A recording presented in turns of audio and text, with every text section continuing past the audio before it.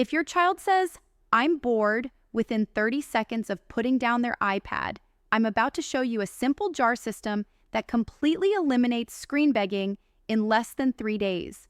This works even if your child has a full meltdown every single time you take their device away. Here's what's actually happening when your child says they're bored. Their brain has been conditioned to expect constant external stimulation from screens. When that stimulation disappears, their brain doesn't know how to activate its own curiosity system.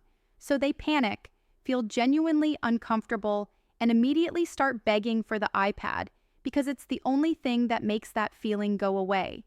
This is neurological, not behavioral.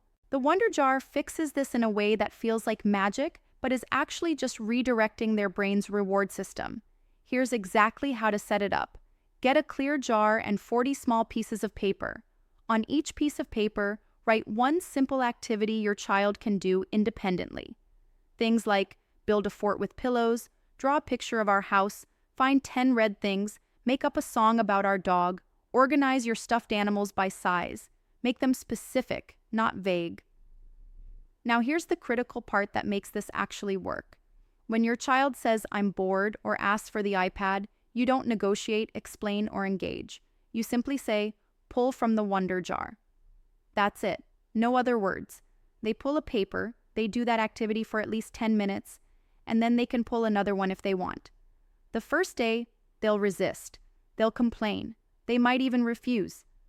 You stay calm and just repeat, "Pull from the Wonder Jar." Within 48 hours, something shifts. Their brain starts realizing that begging for screens leads nowhere, but the jar gives them immediate direction and ends the uncomfortable feeling of boredom. By day 3, most kids start pulling from the jar without being told because it's become their new pattern for handling understimulation. Here's why this works when other methods fail. You're not saying no to screens, you're redirecting their need for stimulation to something their brain can actually handle. You're not lecturing about screen time, you're giving them a physical action that interrupts the begging loop. And you're rebuilding their ability to self-entertain by providing structure until their brain relearns how to do it alone. The key is consistency. Every single time they say they're bored or ask for the device outside of designated screen time, same response. Pull from the Wonder Jar. No exceptions, no explanations. Their brain will adapt faster than you think possible. If you're ready to stop the constant iPad battles in your house, drop a comment and tell me what activity you're putting in your jar first.